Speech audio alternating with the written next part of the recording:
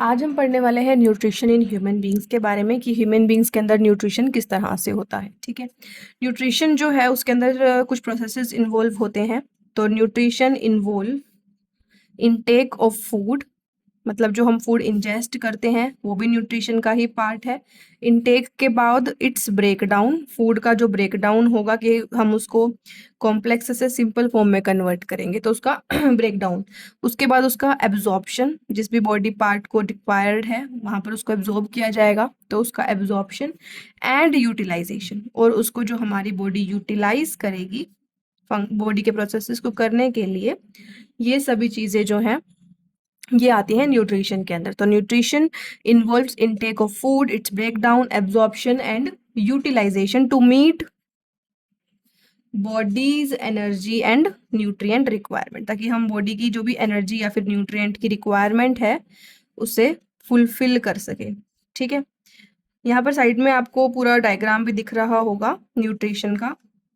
जब आपसे क्वेश्चन पूछा जाएगा तो आपको ये पूरा डायग्राम भी ड्रॉ करना है जब आपसे प्रोसेस पूछा जाएगा। ठीक है, सो इसके बाद हम स्टार्ट करते हैं प्रोसेस से।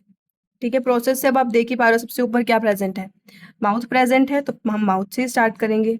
ठीक है, माउथ के अंदर हम सबसे पहले फूड को हम खाएंगे ना, तो क्या प्रेजेंट होगा, टीथ प्रेजेंट होंगे माउथ के अंदर।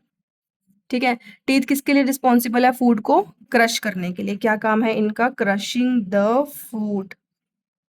टीथ का काम है क्रशिंग द फूड। उसके बाद जब टीथ से फूड कहाँ जाएगा, टंग में जाएगा, टंग्स के कांटेक्ट में आएगा, है ना। टंग के अंदर क्या प्रेजेंट होते हैं, टंग के अंदर प्रेजेंट होते हैं टेस्ट रिसेप्टर्स। टंग के अंदर प्रेजेंट होते हैं टेस्ट रिसेप्टर्स, अब जो फूड को टेस्ट करके बताएंगे। ठीक है, टेस्ट रिसेप्टर्स प्रेजेंट होते हैं जहाँ से हमें टेस्ट का पता लगता है। उसके बाद होते हैं सलाइवरी ग्लैंड्स। उसके बाद प्रेजेंट होते हैं सलाइवरी ग्लैंड्स। अभी हम ये सारा माउथ का ही पढ़ रहे हैं तो ये सारा आप माउथ के अंदर ही लिखोगे। ठीक है, उसके बाद प्रेजेंट होते हैं सलाइवरी ग्लैंड्स। सलाइवरी ग्लैंड्स क्या प्रोड्यूस करते हैं, सलाइवा प्रोड्यूस करते हैं, और उस सलाइवा के अंदर क्या प्रेजेंट होते हैं, बहुत सारे एंजाइम्स प्रेजेंट होते हैं। ठीक है, कौन से एंजाइम्स, एग्जाम्पल एंजाइम का एक, तो इसके अंदर आपको मिलेगा सलाइवरी अमाइलेज। क्या मिलेगा, सलाइवरी अमाइलेज मिलेगा, जो कि क्या करेगा, स्टार्च को ब्रेक करेगा। It will break starch into maltose, और you can say simple sugar, complex sugar को सिंपल शुगर में कन्वर्ट करेगा। ये किसका काम हो जाएगा, सलाइवरी ग्लैंड्स का काम हो जाएगा। ठीक है, अब जो फूड है वो ब्रेक डाउन हो रहा है यहाँ पर, इसी से रिलेटेड एक प्रॉब्लम राइज होती है जिसे हम टूथ डीके के नाम से जानते हैं। ठीक है, वो टूथ डीके क्या होता है कि जब हम कोई भी खाना खाते हैं तो वो खाना जो है वो हमारे टूथ के अंदर थोड़ा सा लगा हुआ रह जाता है अगर हम उसको अच्छे से क्लीन नहीं करते हैं।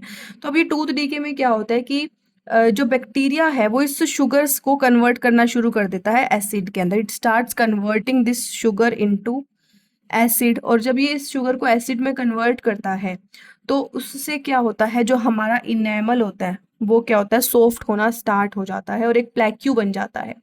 तो इसी वजह से हमें बोला जाता है कि आपको 2 टाइम्स ब्रश करना चाहिए अच्छे से बिल्कुल, और फूड पार्टिकल जितने भी है माउथ के अंदर उसको क्लीन करना चाहिए। ठीक है, so tooth decay starts with bacteria converting sugar to acid, softening enamel. Plaque forms when bacteria and food particle stick to teeth, preventing saliva from neutralizing acid. Saliva का काम क्या होता है, एसिड को न्यूट्रलाइज करना। तो अगर बैक्टीरिया जब इनामल से चिपक जाएगा तो उस केस में क्या होगा, वो उस एसिड को न्यूट्रलाइज नहीं कर पाएगा और हमारे दांत जो है वो खराब होना शुरू हो जाएंगे। इसके बाद आता है ओइसोफेगस, जिसे हम फूड पाइप के नाम से भी जानते हैं। ओइसोफेगस, तो फूड जो है वो स्टमक तक ट्रांसपोर्ट होता है पेरिस्टैल्टिक मूवमेंट की वजह से, जिसमें कि रिदमिक मस्कुलर कॉन्ट्रैक्शंस होती हैं ताकि जो फूड है वो आगे आगे बढ़ता रहे। क्योंकि अगर कॉन्ट्रैक्शंस नहीं होंगी और मूवमेंट नहीं होगी तो फूड एक जगह पर रखा रह जाएगा, लेकिन हम ऐसा तो नहीं चाहते ना, हम चाहते हैं कि फूड पूरा ट्रांसपोर्ट हो बॉडी के अंदर। तो ओइसोफेगस जो है वो फूड को ट्रांसपोर्ट करता है टू द स्टमक। किसके थ्रू ट्रांसपोर्ट करता है, पेरिस्टैल्टिक मूवमेंट के थ्रू। पेरिस्टैल्टिक मूवमेंट के थ्रू फूड्स जो है वो ट्रांसफर होता है टू द स्टमक। ठीक है, अब स्टमक में क्या होता है, स्टमक जो है उसमें एक सैक लाइक स्ट्रक्चर जैसा होता है। अगर आप यहाँ पर देख भी पा रहे हो, सैक लाइक स्ट्रक्चर होता है, इस तरह से बैग सा बना हुआ है ना, ये क्या होता है आपका स्टमक होता है, ठीक है। मस्कुलर वोल्स हैं, बहुत हार्ड वोल्स होती हैं इसकी, मस्कुलर वोल्स होती हैं। लार्ज ऑर्गन है और एक्सपैंड हो जाता है जब आप फूड को इंजेस्ट करते हो। अगर आप कभी ऑब्जर्व करना, जब आप खाना खाओगे तो आपका जो पेट है वो थोड़ा सा बड़ा बड़ा सा आपको नजर आएगा, और जब वो फूड पूरा इंजेस्ट हो जाएगा तो वो अंदर चला जाएगा, है ना। तो ये क्या हो जाता है, ये स्वेल हो जाता है, या फिर आप कह सकते हो इसको कि एक्सपैंड हो जाता है when you eat, when you eat. Okay, so stomach is a large organ which expands when food enters it. Muscular walls होती हैं इसकी, मस्कुलर वोल हेल्प करती हैं इसको मिक्स करने के अंदर, थोरोली मिक्स कर दे फूड को, क्योंकि स्टमक के अंदर, अब स्टमक सिर्फ अकेली थोड़ी ना प्रेजेंट है, स्टमक के अंदर क्या प्रेजेंट है, बहुत सारे डाइजेस्टिव जूसेस प्रेजेंट है। ये डाइजेस्टिव जूसेस क्या करते हैं, जाकर फूड के साथ मिक्सअप हो जाते हैं और फूड की एब्जॉर्प्शन को थोड़ा इजी बना लेते हैं, ठीक है। इसके साथ साथ यहाँ पर क्या प्रेजेंट है, गैस्ट्रिक ग्लैंड्स प्रेजेंट है। गैस्ट्रिक ग्लैंड्स क्या प्रेजेंट है, वोल्स के ऊपर प्रेजेंट होते हैं, और ये क्या करते हैं, ये HCl रिलीज करते हैं, दे रिलीज HCl, ठीक है। ये HCl रिलीज करते हैं। अब HCl क्या होता है, एक प्रोटीन होता है। HCl जो है वो बेसिकली एक प्रोटीन होता है, और वो क्या करता है, ये जो प्रोटीन होता है ये डाइजेस्टिंग एंजाइम होता है। किसको डाइजेस्ट करता है, ये जो पेप्सिन है हमारी बॉडी के अंदर, हमारी स्टमक के अंदर जो पेप्सिन और म्यूकस प्रेजेंट होता है, ये उसको डाइजेस्ट करने का काम करता है। कौन करता है, HCl, ठीक है। अब ये सारा कहाँ प्रेजेंट है, स्टमक के अंदर प्रेजेंट होता है। अब HCl का काम क्या होता है, HCl के बारे में एक सेपरेट क्वेश्चन भी आपसे पूछा जा सकता है, बहुत ही इंपॉर्टेंट है ये, ठीक है। HCl के बारे में, HCl क्या होता है, HCl क्या करता है, हमने पढ़ लिया, एक प्रोटीन है और प्रोटीन डाइजेस्टिंग एंजाइम है, बेसिकली पेप्सिन और म्यूकस को डाइजेस्ट करता है। HCl क्या है, HCl क्या करता है, एक एसिडिक मीडियम क्रिएट कर देता है, स्टमक के अंदर एक एसिडिक मीडियम क्रिएट कर देता है, जिसकी वजह से पेप्सिन जो है वो अपना काम कर पाता है इजीली। और इसको भी कौन कंट्रोल करता है, इसको कंट्रोल करते हैं स्फिंक्टर मसल्स। स्टमक के अंदर फूड कितना आएगा, कितना बाहर जाएगा, उसे कौन कंट्रोल करेगा, कंट्रोल कौन करेगा, sphincter muscles. Sphincter muscles present होती हैं स्टमक के अंदर, जो कंट्रोल करती हैं कि कितना फूड जो है वो इनसाइड आएगा या कितना फूड जो है वो बाहर जाएगा, ठीक है।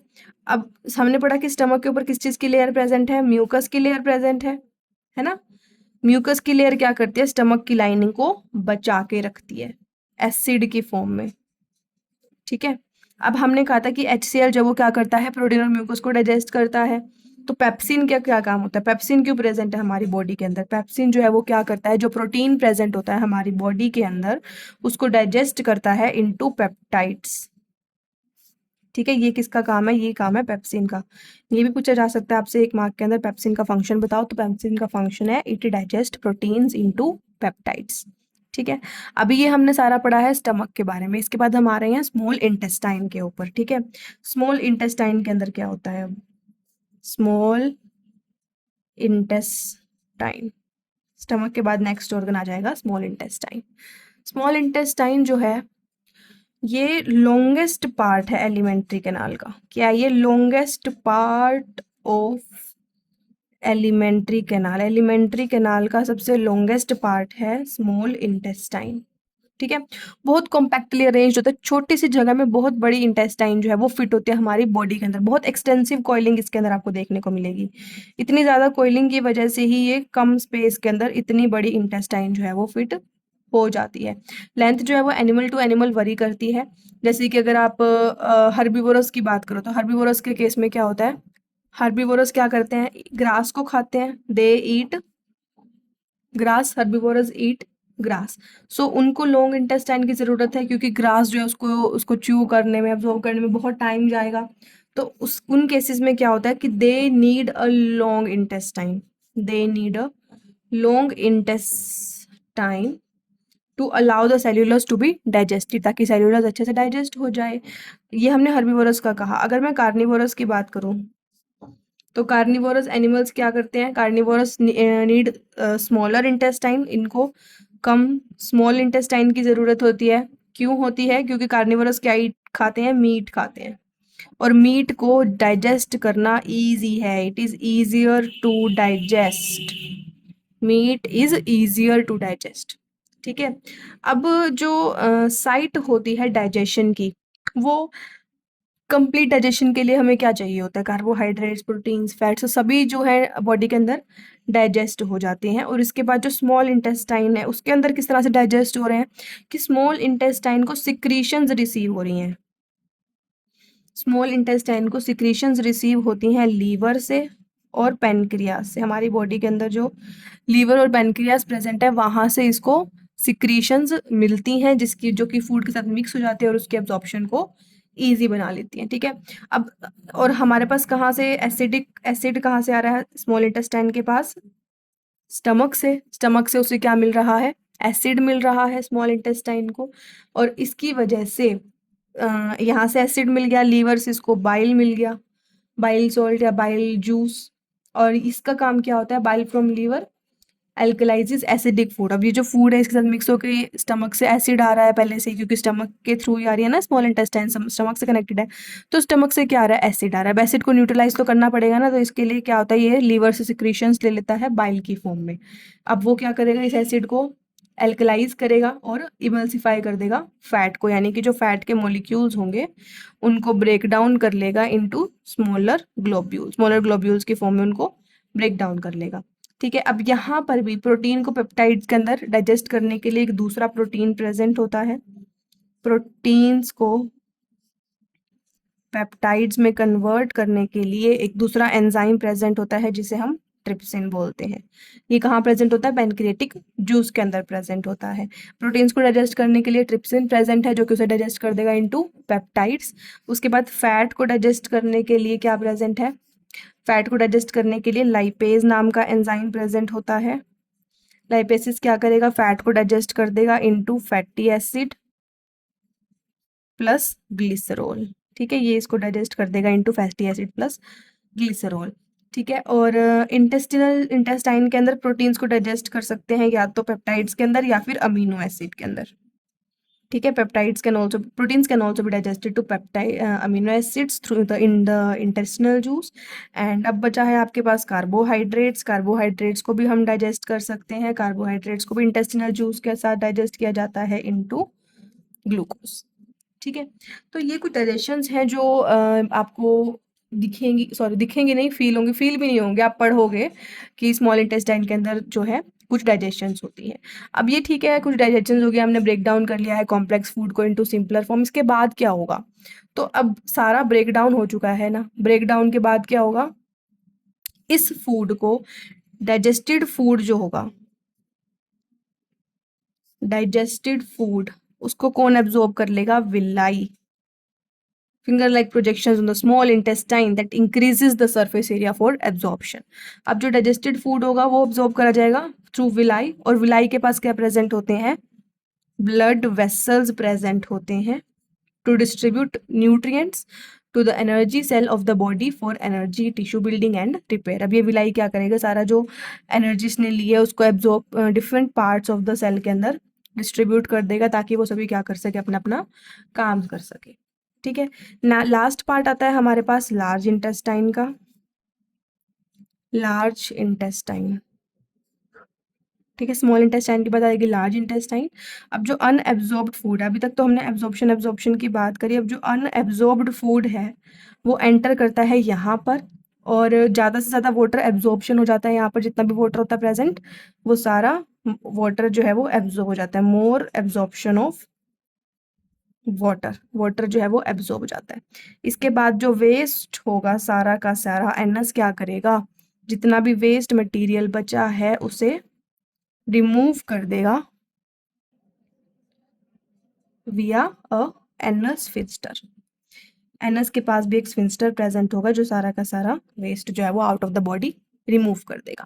ठीक है, सो this was the complete alimentary canal की पूरा प्रोसेस कि ह्यूमन बींग्स के अंदर किस तरह से न्यूट्रिशन होती है। एक बार दोबारा से पढ़ लेते हैं क्या हो रहा है पूरा प्रोसेस स्टार्ट हो रहा है हमारा माउथ से। माउथ में सबसे पहले हम खाना खाएंगे, उसके बाद टीथ क्या करेंगे, उस फूड को क्रश करेंगे। सलाइवरी ग्लैंड्स प्रेजेंट होंगे, टंग के साथ कांटेक्ट में आएगा फूड, टेस्ट रिसेप्टर्स जो है उसे टेस्ट करेंगे, सलाइवरी ग्लैंड जो है वो सलाइवा रिलीज करेंगे। इसके अंदर एंजाइम्स प्रेजेंट होंगे जैसे कि सलाइवरी अमाइलेज, वो क्या करेंगे, जो खाना हमने खाया उसमें जो स्टार्च प्रेजेंट है उसको ब्रेक डाउन करेंगे इनटू शुगर के अंदर ये इसको ब्रेक डाउन कर देंगे। इसके बाद ऑइसोफैगस आएगा माउथ के बाद, इसोफेगस के अंदर क्या होगा, इसोफेगस को हम फूड पाइप भी बोलते हैं। इसके अंदर पेरिस्टाल्टिक मूवमेंट होगी, रिदमिक कॉन्ट्रैक्शंस होंगी, उससे क्या होगा, फूड जो है वो आगे मूव करेगा स्टमक के पास। स्टमक क्या है, सैक लाइक स्ट्रक्चर है। जब आप खाना खाते हो तो वो एक्सपैंड हो जाता है, नहीं खाते हो तो वो कॉन्ट्रैक्ट हो जाता है। इसके अंदर क्या प्रेजेंट है, डाइजेस्टिव जूसेस प्रेजेंट है स्टमक के अंदर, गैस्ट्रिक ग्लैंड्स प्रेजेंट है। क्या रिलीज करते हैं, HCl रिलीज करते हैं। HCl का क्या काम है कि अब जो हमने शुगर बनाई है या फिर जो भी पेप्सिन या म्यूकस प्रेजेंट है उसको कन्वर्ट करता है, उसको डाइजेस्ट करता है। ठीक है, एसिडिक मीडियम बेसिकली स्टमक को प्रोवाइड करता है। इस HCl की वजह से ही जो स्टमक है उसका मीडियम एसिडिक होता है।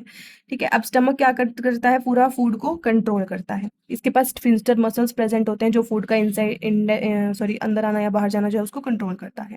इसके बाद जो HCl पेप्सिन जो है, जो HCl पेप्सिन को डाइजेस्ट कर रहा था, तो HCl ने पेप्सिन डाइजेस्ट किया। पेप्सिन क्या करता है, प्रोटीन्स का ब्रेक डाउन करता है इनटू पेप्टाइड्स, प्रोटीन्स का ब्रेक डाउन करता है इनटू पेप्टाइड्स। देखो PPP ऐसा आप याद कर सकते हो। पेप्सिन जो है वो प्रोटीन का ब्रेक डाउन करता है पेप्टाइड्स के अंदर। अब ये एसिडिक फूड चला हुआ आ रहा है कहाँ पर, स्मॉल इंटेस्टाइन के अंदर। सबसे बड़ा पार्ट है एलिमेंट्री कैनाल का, बहुत एक्सटेंसिव कॉइलिंग होती है इसके अंदर। तो स्मॉल इंटेस्टाइन क्या है, लॉन्गेस्ट पार्ट है। अब वो जो एसिडिक फूड है वो कहाँ आ रहा है, स्मॉल इंटेस्टाइन के बाद आ रहा है। स्मॉल इंटेस्टाइन भी अलग अलग ऑर्गेनिजम्स में अलग अलग तरह की होती है। हार्बीवोरस में थोड़ी बड़ी होती है क्योंकि उन्हें ग्रास खानी है, सेलुलोज की डाइजेशन ज़्यादा चाहिए होती है। कार्निवोरस के अंदर थोड़ी सी स्मॉल होती है क्योंकि मीट खाना है तो मीट और इजीली होता है डाइजेस्ट करने के लिए। अब सलाइवरी स्मॉल इंटेस्टाइन जो है उसके पास एसिडिक मीडियम आ रहा है स्टमक से। अब वो क्या करता है, इस एसिडिक मीडियम को उसको न्यूट्रलाइज तो करना ही पड़ेगा ना, तो वो क्या करता है, बाइल लेता है लीवर से और पैनक्रियास से उसकी कुछ सिक्रेशंस लेता है ताकि ये जो एसिड है इसको न्यूट्रलाइज कर सके। ठीक है, अब जो भी फैट मॉलिक्यूल्स होता है उनको कन्वर्ट किया जाता है छोटे छोटे मॉलिक्यूल्स के अंदर ताकि वो एब्जॉर्ब हो सके इजीली। इसमें ये सारे प्रोसीजर्स, ये सारे एंजाइम्स जो हैं वो यूज़ होते हैं प्रोटीन्स को डाइजेस्ट करने के लिए। पेप्टाइड्स के अंदर ट्रिप्सिन, देन फैट्स को लाइपेज डाइजेस्ट करेगा, फैटी एसिड और ग्लिसरॉल के अंदर। प्रोटीन्स का डाइजेशन होगा अमीनो एसिड्स के अंदर, कार्बोहाइड्रेट्स का डाइजेशन होगा ग्लूकोज के अंदर। ये सभी इंटेस्टिनल जूसेस के अंदर ही सिक्रीशन से होता है। अब जो डाइजेस्टेड फूड होगा वो विलाई के पास जाएगा, और विलाई के पास क्या प्रेजेंट होते हैं, ब्लड वेसल्स प्रेजेंट होते हैं जो उसको through out the body circulate कर सकते हैं फूड को, और सभी बॉडी पार्ट्स को एनर्जी के लिए वो फूड जो है वो ट्रांसफर जाएगा। यहाँ से आगे बढ़ते हुए फूड जाएगा लार्ज इंटेस्टाइन के पास। अनएब्जॉर्ब्ड फूड जो होगा, जो बच गया, वो कहाँ जाएगा, लार्ज इंटेस्टाइन के पास जहाँ पर मेनली वाटर की एब्जॉर्प्शन होगी। उसके बाद वो फूड ट्रांसफर होगा एनएस के पास, जो वेस्ट मटेरियल्स होंगे। और एनएस क्या करेगा, कैनल स्फिंक्टर प्रेजेंट होगा वहाँ पर, उसके थ्रू वो क्या करेगा, बॉडी से बाहर वेस्ट को एक्सपेल कर देगा। एनएस का लास्ट काम क्या होगा, वेस्ट को बाहर रिमूव कर देना via this anal sphincter. So this was your whole process of nutrition in human beings. इस वीडियो के अंदर हम इतना ही पढ़ेंगे। इससे नेक्स्ट वीडियो के अंदर हम रेस्पिरेशन स्टार्ट करने वाले हैं, और इससे पहले वाली वीडियो के अंदर हमने अमीबा और पैरामीशियम का न्यूट्रिशन भी पढ़ लिया था, किस तरह से होता है। अभी इस वीडियो के अंदर अगर आपको कोई भी डाउट है तो आप मुझसे कमेंट करके पूछ सकते हैं। And don't forget to like, share and subscribe the channel. Thanks for watching.